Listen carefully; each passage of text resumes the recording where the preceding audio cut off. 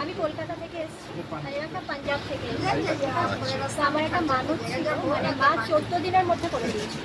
আর একটা না হওয়া কাজ, মানে ওটা হওয়া সম্ভবই ছিল না, আমি বলছি না অসম্ভব কাজ আমি বলেছিলাম মাকে। আমি নিজেও জানতাম না হবে, কিন্তু ওটা এমনভাবে হলো এবং 14 দিনের 14 ডেজের মধ্যে হয়ে গেছিলো।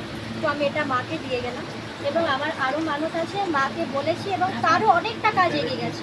ওটা পূর্ণ হলে আমি আবার আসবো। মানে দিদিভাই আমার কোথা থেকে এসছো আমি দিদিভাই? কলকাতা থেকে আর এরা পাঞ্জাব।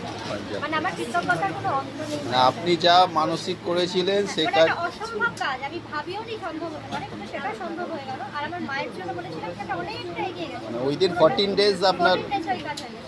এবার মায়ের জন্য বলেছি, মায়ের জন্য যেদিন বলেছি তার 3 দিনের মধ্যে অনেক কাজ এগিয়ে গেছে আমাদের। আর একটু বাকি আছে, আমি জানি না। আশা করি মা সেটাও আপনার আশা পূর্ণ করে। সম্পূর্ণ বিশ্বাস মা। মায়ের তো ঠিক আছে, তাই আজকে মাকে এই জিনিসটা দিয়ে পুজো দিতে এসছি। ঠিক আছে, জয় মা, জয় মা মনসা।